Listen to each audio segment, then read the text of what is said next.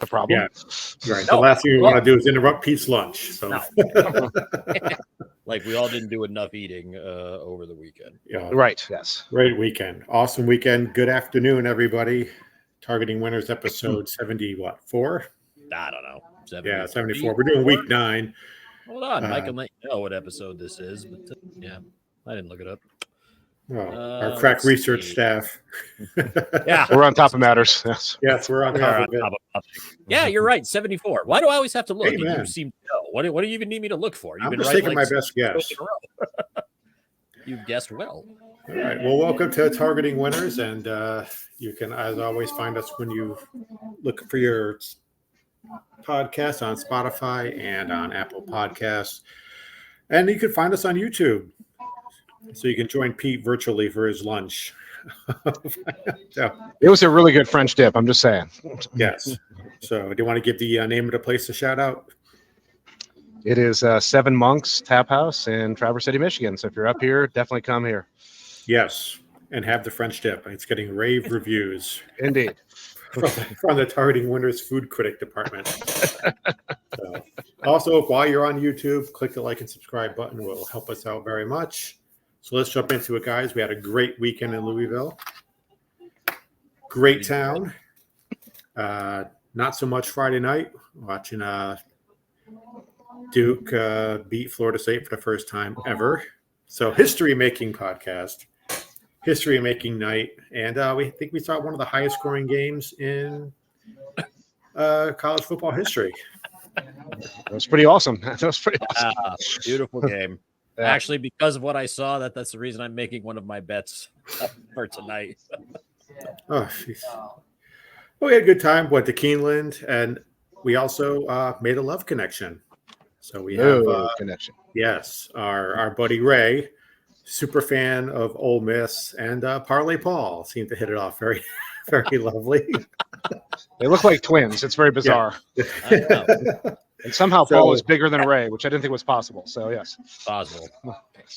Well, yeah, no, Ray, Paul's a good 6'3", 6'4", I think. But apologies to Kim and June, their lovely wives. It looks like Ray and Paul will be running off together, parlaying horse bets, and parlaying anything under the sun, probably the Florida State Miami game and Torpedo Anna in a Breeders' Cup somehow. So that'll be each of their hands on a daily racing form, skipping to the window. This is Ray's opportunity to be a Little Spoon. Come on, what else could it be a Little Spoon? This is it. I feel like we were all kind of like a third wheel. I was just like, guys, maybe we should just go sit at a different part of the track.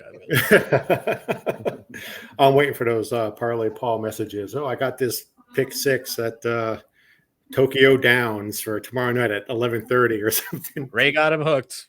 Ray definitely got him hooked. 7-4, 7-4-5. Yeah, also all.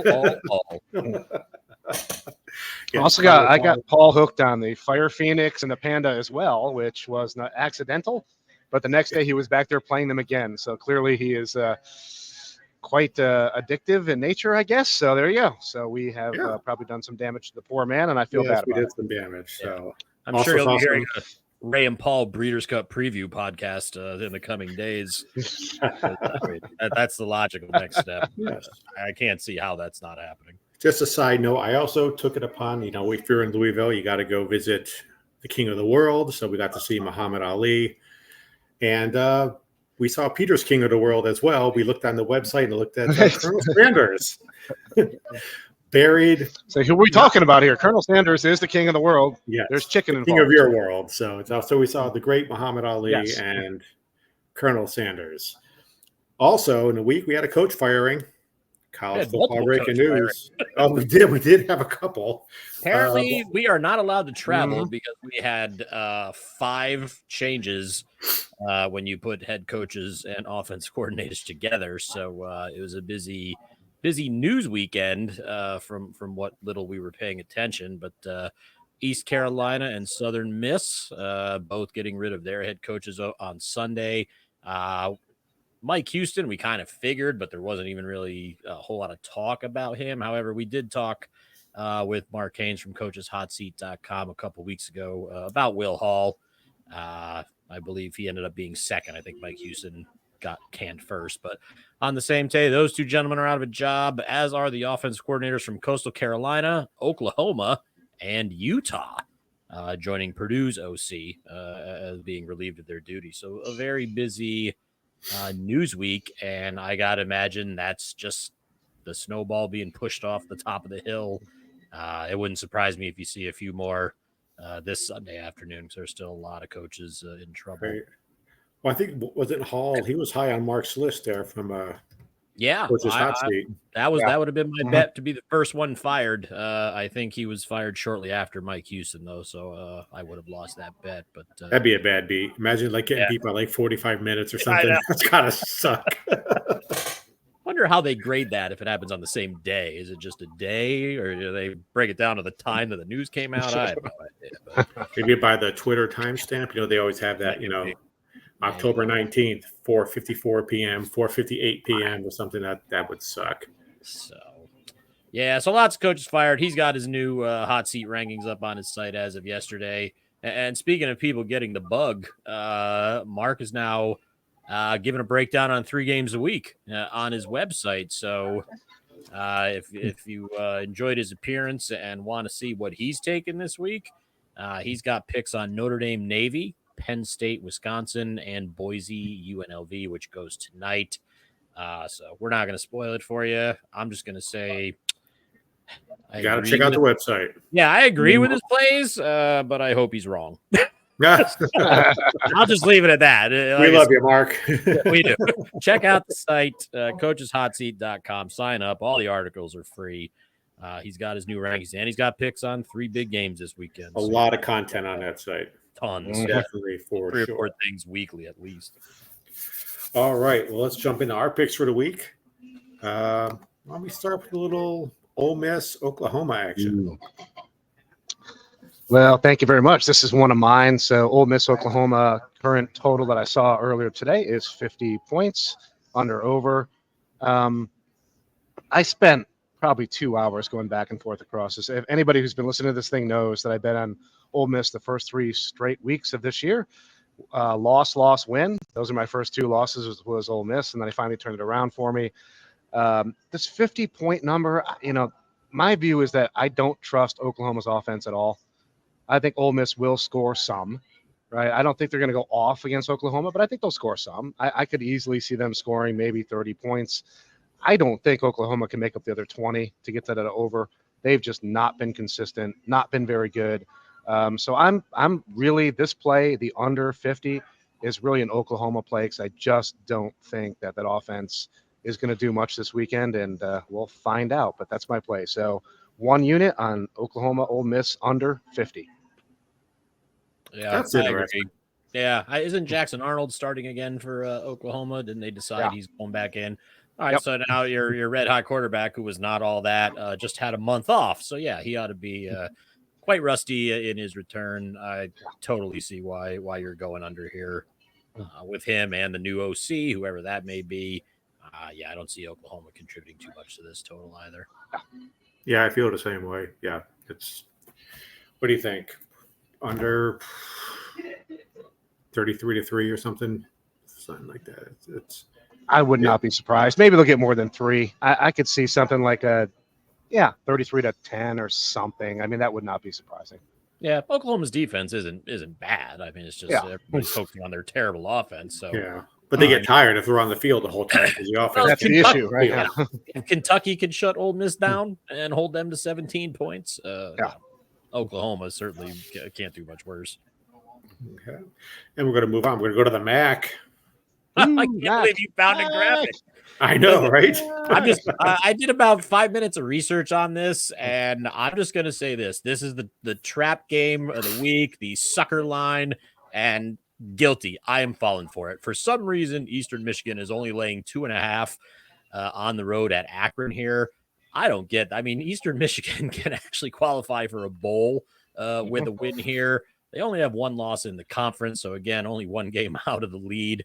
Akron is they just have not improved. They're 126th in offense, 114th in defense. They're giving up 37 points a game while only scoring 16.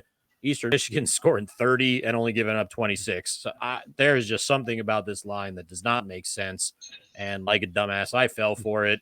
1 unit. Give me Eastern Michigan laying the 2.5.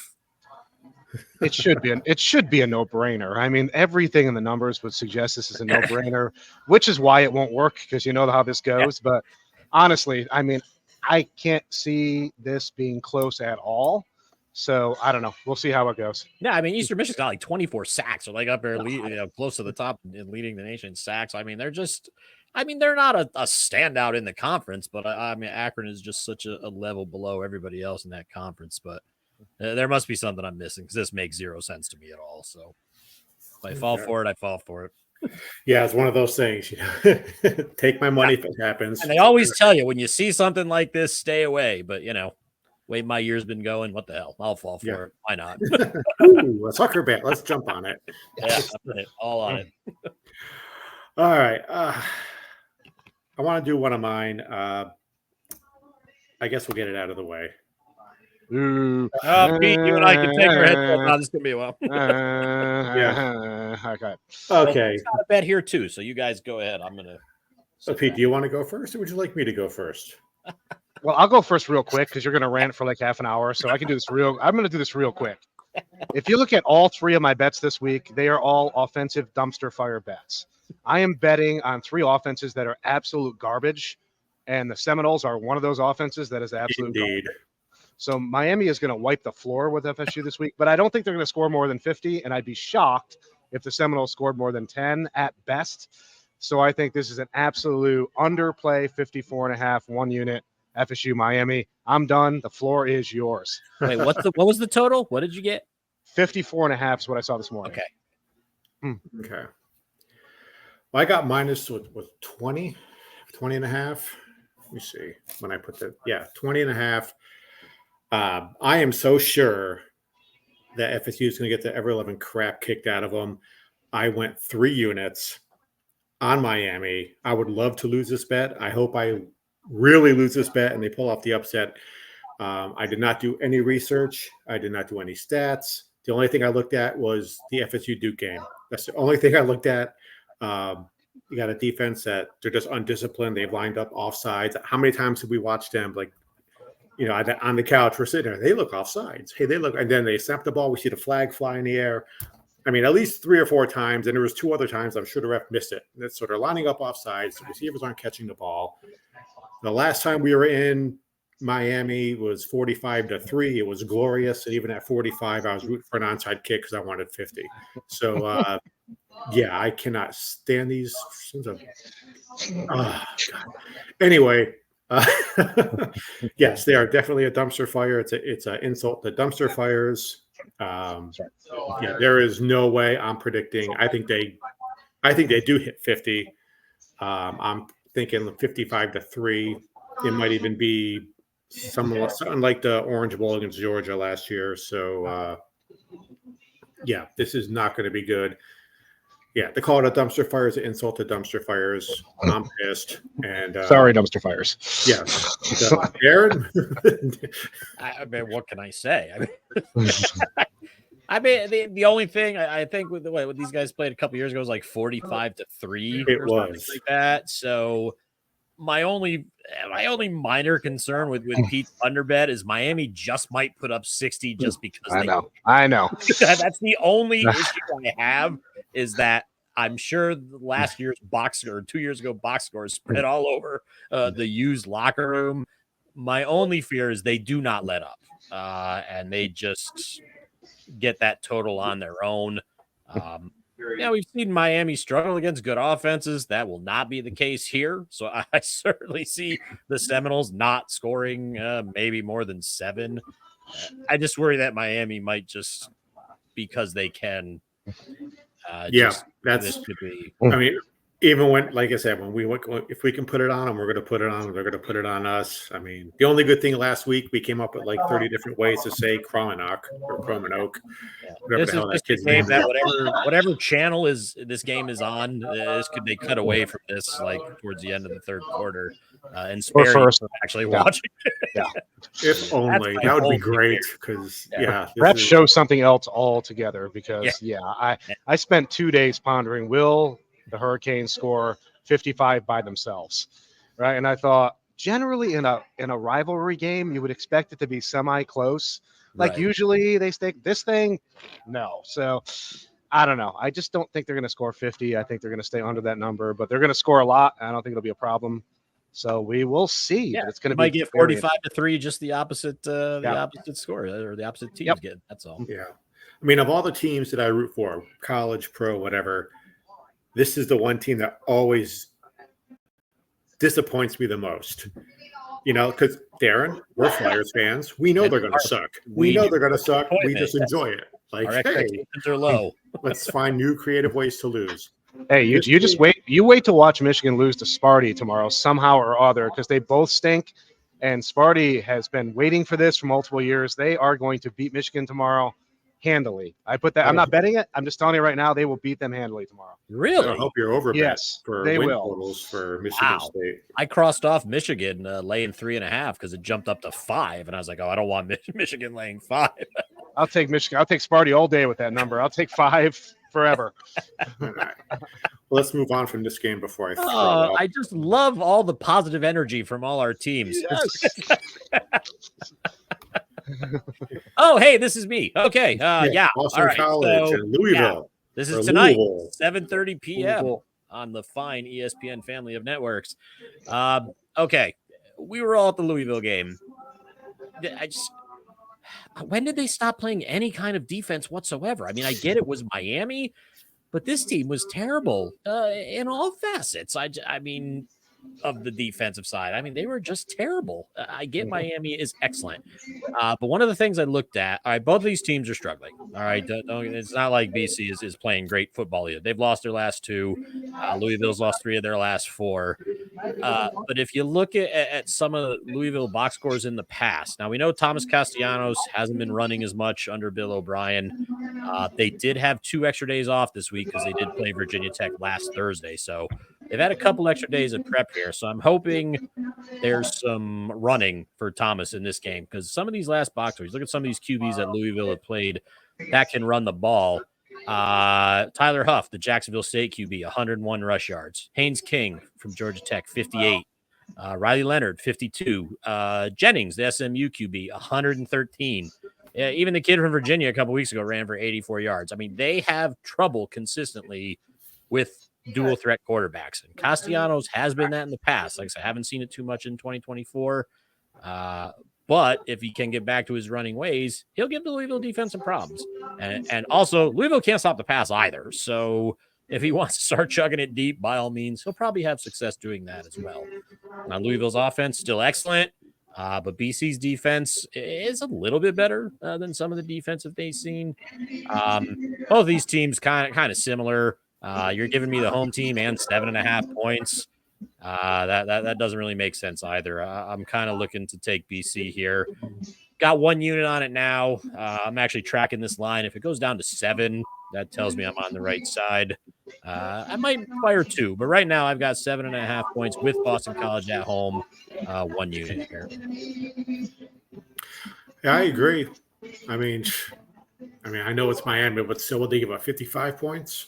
I mean, just the way Louisville's been playing, should they be favored by 7.5 over anybody? I just don't think they should. So it's kind of more the number. You know, if I had 7, maybe I leave this alone. But I mean, and it's like DraftKings now is juiced 115 if you want to take the 7.5. So that's probably going to 7 before too long. But yeah, I've seen nothing from Louisville that leads me to believe they should be favored by more than a touchdown over anybody at this point. Yeah, yes. Well, yeah. I don't like those Friday night games in Boston College, though. That's another thing. Yeah. So I mean, they could come in there and wipe the floor with Boston College, but I think Boston College is, they could run the ball a little, especially with their quarterback. And they can pass to keep the defense honest. But like I said, and another thing, I believe I read somewhere Louisville lost their starting tight end to an injury in the Miami game, and Colin Lacey, third leading receiver and returner for their special teams. He redshirted. He's done. May come back in 2025, but he's out as well. So you're taking a decent receiving weapon out of Louisville's offense. So, I remember when a tight end got hurt in that game. yeah. And they now had that. Lacey's gone as well. So give me the home team. Give me the hook with that 7.5. Give me the team with 2 extra days to prepare. Just hope that they play up to their form. I don't know if they'll win. I was thinking a money line bet, but I backed off of it. But I'll 1 unit, 7.5, maybe 2 by the time the show's over. Who knows? Hey, any thoughts, Pete? I agree with everything that was said. I mean, that Louisville defense, well, it was a fun game to watch. I mean, it was fantastic to be there. That defense wasn't doing anything. And it wasn't like Cam Ward was doing something magical. It wasn't like he took over the game and was breaking apart the defense by himself and doing some RPO stuff. That actually wasn't happening, right? It was basic, run the ball, throw the ball defense, and they couldn't stop it at all, right? So I agree with everything you said. That defense was something to behold on a negative way. So I agree with that bet 100%. All right. Who's got the old Kansas State and Kansas? Oh, that's my last one. I'll get this one out of the way real quick because I already babbled endlessly. I went over 54.5 here. If you look at Kansas, they were struggling early in the year when they lost their OC to Penn State. But if you take a look at their last 4 games, they've scored at least 27 points in each of those last 4. And to help me verify this over bet, they've lost 3 of those 4. So their defense is doing their job in helping every Kansas game reach the over here. Kansas State, outside of that freaky BYU game where they dominated statistically and then lost by over 20 points, the other 6 games, they've scored at least 31 points every game. Their defense is better than Kansas, but it's not anything that Kansas can't handle. I mean, huge rivalry game. I expect some craziness here. I think the spread's like 9.5, which has come down from 10. So if you're interested in Kansas, you probably missed the better of the number. But yeah, this looks just like a crazy offensive showdown, 34-31, something along those lines. Maybe a last team with the ball wins, but Kansas offense is starting to figure it out. I think they'll give Kansas State a few fits here, and Kansas State will get there. So 54.5 seems about 3 or 4 points too low for me. So I've got a unit on the over here.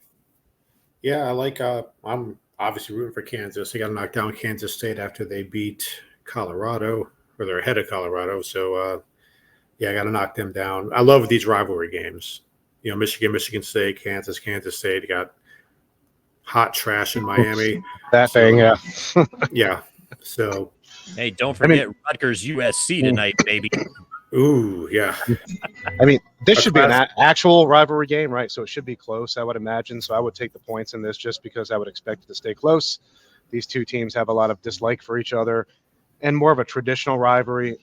So I would expect this, unlike the other trash pit we talked about already. I think this will be an actually really interesting game. So probably a fun one to watch, to be honest. All right, and we'll move on to my final pick of the week. This is Washington and Indiana. Indiana gave me my worst pick ever last week. I took Nebraska in the points, and I think Indiana covered handsomely by at least 40 some odd points. But I am actually going with Indiana at home against Washington. They're laying 6.5. I think now you can get it for 6. Now, the 6 main metrics that I look at, all of them basically go. One of them is a push. I call it a push for time of possession. Indiana is leading time of possession by 20 seconds. So I just to make it somewhat even, I'll call that a push. But all the other metrics lean Indiana. They did lose their quarterback, but the new kid, number 2, they didn't seem to skip a beat last week. And this is also one of those 2 time zone games. So that seems to be a thing. It held true for the most part last week. So I'm counting that again. I like Indiana over Washington. I also, like last week, I thought Nebraska would be the best team they played. I think this team, Washington, is probably the best team Indiana's played. I don't remember them playing, Michigan or anybody like that yet this year. So, but I like Indiana laying the points to Washington. Yeah, I don't know. I went back and forth with this game. Obviously, Curtis Rourke being out affects Indiana, at least from a passing standpoint.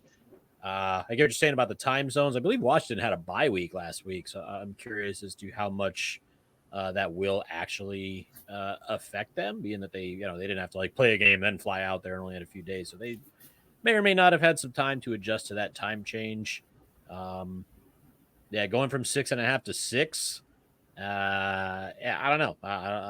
Little Washington money maybe coming in, but I don't know how you can bet against Indiana right now. The way they're playing, they're literally steamrolling everything. Yeah. So, I totally the 13th ranked Indiana Hoosiers. Everybody keeps jumping up above Notre Dame here, so that Notre Dame can't get in the top 11. But yeah, I can see why you're doing it. It's difficult to bet against Indiana at this point, but I think this is going to be. I don't think we're going to see 49-7 here. I think this might be a little more competitive, but yeah, with the new QB, I don't know what to expect. But balls It's to fine. you, man, for betting it, because anytime there's a new quarterback, I usually stay. Yeah, given 6.5, I'll take 17-10. Good, fine by me. I don't care. There you go. So, moving on, we got our last play of the week: SMU and Duke. Wow, I spent multiple hours this week trying not to vomit while I was putting these picks together. I mean, this is another dumpster fire offensive play. That's all of my plays this week. As I mentioned before, watching that Duke FSU game last week, I think took like 10 years off my life. I don't know. I can't get those hours back. That was one of the worst football games I've ever seen played. Those offenses were absolutely pathetic. I'm expecting the patheticness to continue going forward. That's my FSU play. That's my Duke play here. The over-under is 48.5. I don't care what SMU does. They're not going to score 48.5 themselves. And if Duke scores at all, I'll be shocked at this point. So I am the under 1 unit on 48.5 just because Duke is a completely useless offense. Yeah, my apologies for having to watch that game last week. You wouldn't have watched it if I wasn't there. So, but to make you feel any better, I lost 3 hours of my life as well, and I did too. Gray hair. Pete, at least we cashed a ticket, so we could have had ambulance fare if we had to be rushed to the hospital for watching that wretch. I was so ready to fire on SMU, but even everybody was like, "Wow, Duke sucks." Spread came out at like 12. I was like, "Oh, okay, that's a little much." And they lost R.J. Maryland, like their best offensive weapon for the year too. So I don't even know how SMU is going to get a lot of points here. So. It's probably going to be the Kevin Jennings show. Malik Murphy, I don't even know why Duke thought they should take him from Texas. Terrible. But yeah, we were watching this literally just like, I think if we had $1 for every time Ray said, "How is Duke 6-1 or 5-1?" we could have flown home for free. But yeah, just a terrible game to watch. Yeah, I mean, to our credit, you bet with your eyes, man. We saw a crap load of teams that played either no offense or no defense. So that's where a lot of our bets are going this week based on what we saw. But yeah, I don't even know how Duke gets to 17. I mean, I just don't even think they have it in them. They just look terrible. Got to bench Malik. I mean, what on the bench that's got to be worse. Yeah, there's got to. I guess if they haven't gotten rid of him by now, I'm wondering who's on the bench behind Duke him. football Twitter is not a happy place when they're on offense. I'll just tell you that right now. All right, let's go into the RPO segment for the week. First, we have our hot seat game of the week. Yeah. Ooh, yeah. Oh, Hugh Freeze at Auburn. You're in trouble, buddy. Again. Going in here, you're arguing with your QB on the sidelines multiple times this season already. Only getting 1.5 at Kentucky. I know Kentucky's offensively challenged, but I think if Kentucky pulls out the home win here, Hugh Freeze might be the next coach gone. Not betting it, but if Kentucky wins, I'm expecting another firing by Sunday night. Yeah, with only 1.5, I might actually run with Kentucky on this one. Yeah, heavy lean towards Kentucky, but stay tuned. Pete? Same. Okay, Boise State -3.5 at UNLV. Monster game here, man. I hope I can stay awake to watch this tonight. I mean, my gut tells me UNLV is somehow going to pull this out straight up. But if I bet it, Boise State's going to win 54-21. So I'm not touching it, but if you're feeling frisky, I think you can get around plus 150 at DK money line on UNLV. So if I'm betting it, that's the way I'm going. That's interesting. Yeah, I kind of like UNLV. I would lean UNLV. That's with the 3.5. But yeah, I'm going to stay away from this one. Yeah, I'm punting and staying away, although I'm leaning UNLV for sure. Right. Next game, we got two teams who will look identical to each other, Notre Dame and Navy. Darren, you got your national championship bet here. Yeah, I'm worried. I'm not gonna lie. Notre Dame has fallen behind 7-0, and I don't know how many games in a row. They cannot afford to do that here. No. Somewhere their offensive line outweighs Navy's defensive line by an average of 25 pounds per guy. This needs to be ugly ass early Notre Dame football.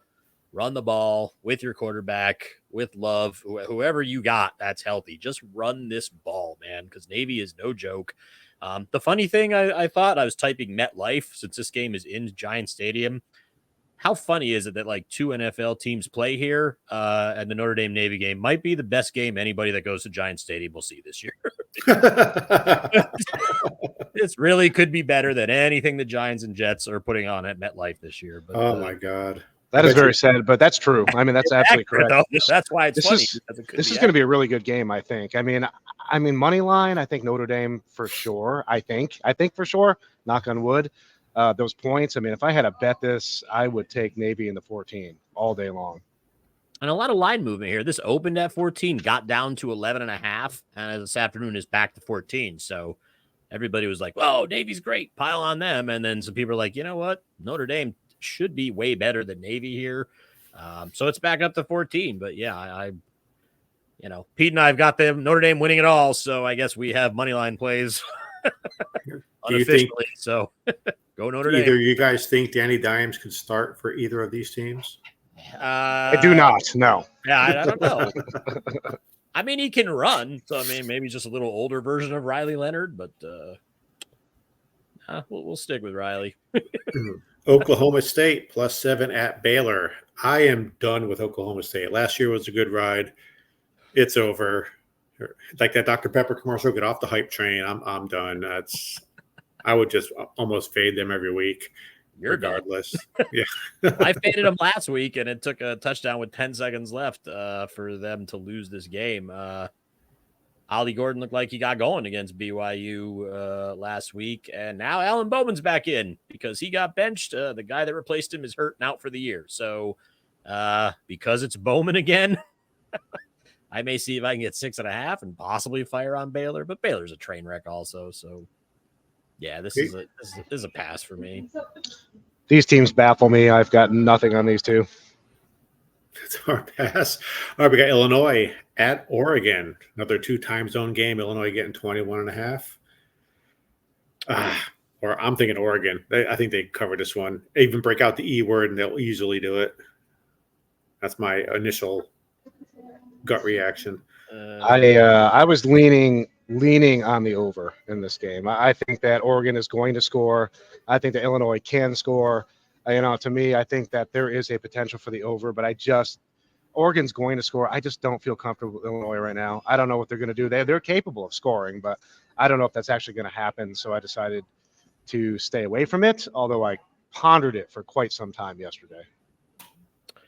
Yeah, I mean, the hook there, the 21.5 is obviously interesting. And we talked about Oregon when we were in Louisville. They haven't scored more than 37 points all year. So if they can't get, even if they get to 37, you're only asking Illinois to get to 17. They don't really turn the ball over. It's certainly possible. I would lean Illinois just because I can get that hook 20.5. I would probably go the other way, but pass for me here. Missouri 17.5 at Alabama. We're so close to seeing the Alabama losing streak with that game at South Carolina, the way that ended. Boy, I'd like to see Missouri win this. I don't think they will, but they will not. Yeah. This is the get right spot for Bama if they're ever going to get right. Missouri's leading rushers out. Brady Cook doubtful. That's right. Not playing. I don't know where Missouri's going to get the points, even against a crappy Alabama defense.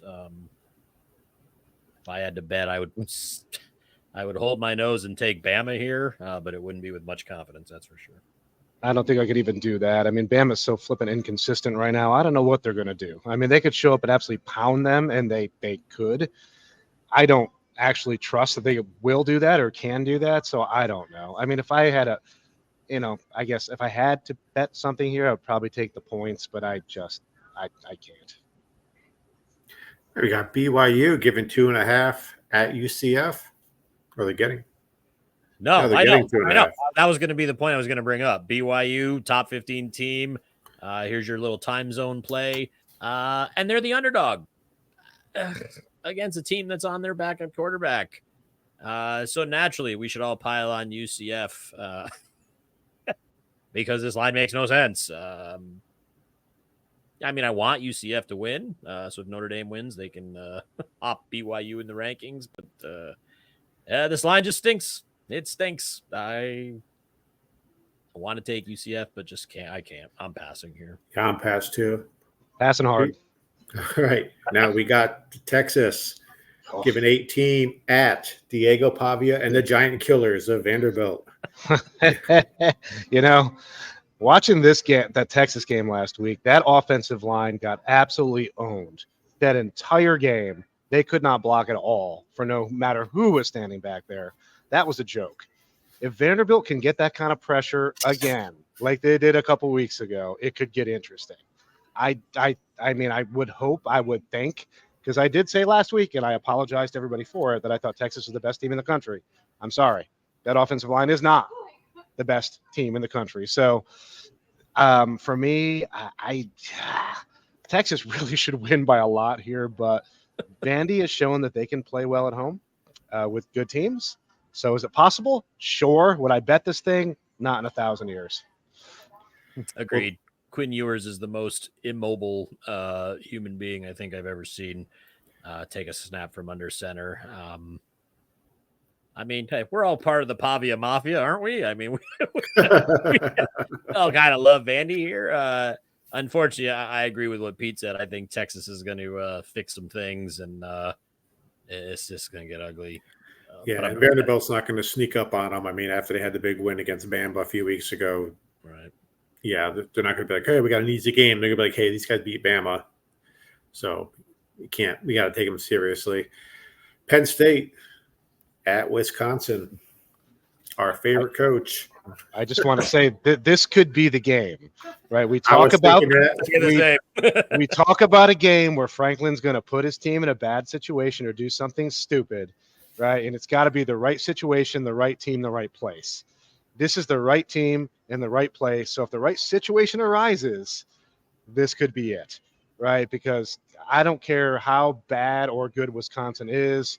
You go into Camp Randall, and it's a problem, right? And this is a place where somebody like Franklin could do something stupid, and I think he could. Once again, if he's put in that situation, they could also go in there and blow him out, right? Which then, who cares, right? Doesn't matter. But if it's close, right, and there's a coaching decision that needs to be made to either win or lose the game, I feel very confident that he will make the wrong decision because he's a putz. So we're going to go with Wisconsin taking those points at home. I would take the money line in this one because I'm just banking on the stupidity to come forth. The Franklin effect. Yes. I'm with you, man. Money line, Wisconsin. They're getting better play now that what's his name, Braylon Locke has taken over at QB for Tyler Van Dyke. They're not at Penn State's level, but they're getting better. And I agree with everything Pete said and Tim with the Franklin effect. This could be the game. How I wish Van Dyke was still in Miami. Find the best Wisconsin money line you can and fire away, baby. Go Badgers. And our final RPO game, LSU at A&M. Looks like they're getting a point here. What do you guys think? I'm passing. I'm hard passing as well. These are two teams that have completely baffled me this year. I thought A&M would be way better. I thought LSU would be worse. So honestly, I don't know. I don't know where I stand on this thing. I wouldn't put 2 cents on it, so I'm out. Not betting it, but I got to give some props to LSU. They were a defensive train wreck last year. I didn't expect much improvement, but they've actually been playing pretty good defense. And even when Harold Perkins went out a few weeks ago against UCLA, they've still actually played pretty decent defense for them. And I mean, Connor Wegman at QB for A&M. Do you get the guy that came out and torched Missouri, or are you going to get the guy that couldn't move the ball against Notre Dame? I don't know. But, Nussmeier's pretty solid week to week. Yeah, +1. It's probably like, minus 105 on the money line or whatever. I would lean LSU here. Maybe even make a bet. I just can't trust Wegman. I don't care where. Notre Dame went into A&M, and they sucked at the beginning of the season. So, props to LSU, man. They've been playing some pretty good D so far. I would take LSU here. I think this game's going to be so bad. Everyone's going to think it's a good game. It's going to be one of those just sloppy, but it's a close game at the end because both teams are just inept, and who knows. Just for my 2 cents worth anyway. Darren, what? Take us out. Why? Every time I take us out, I lose. Somebody else take us out. Well, keep that going. I don't want to take us out. Come on. Once again, I'm just going to say, look at my record, people. I'm going to continue gloating, man. 21-9, 7.79 positive here on the units. Keep away, playing, man. Keep following because we're going to win some money. Or do you want me to read just because you keep winning when I read your picks? No, you keep reading. I'm good. Okay. Tim, you can read your own goddamn picks. I'm just going to read. Fine. I got Indiana minus 6.5 over Washington, and I got Miami destroying the dumpster fire that is my Florida State Seminoles for 3 units. That's how sure I am that's going to happen. Darren, what you got? All right, I'm doing this to keep Pete winning streak going. All right, so Oklahoma, Ole Miss under 50. Florida State, Miami under 54.5. SMU and Duke under 48.5. Oh, what the hell? It's Friday. Make that BC bet a 2-unit play, 7.5 over Louisville. Eastern Michigan in the sucker game of the week, which I fell for, minus 2.5 over Akron. And Kansas State, hoping to have a nice little shootout here, over 54.5. All right. Well, that'll do it for our Week 9 show. As always, like us, follow us on YouTube. Tell your friends, hey, tell your Miami and Florida friends you got a Florida State fan that's miserable because his team is hot garbage. Tell your Ohio State fans you got a Michigan fan that thinks his team sucks and dunks on his team every year. So like us on YouTube at Targeting Winners, and you can find us on Twitter at Target Wins. And as always, thank you all for watching, and we will see you next week.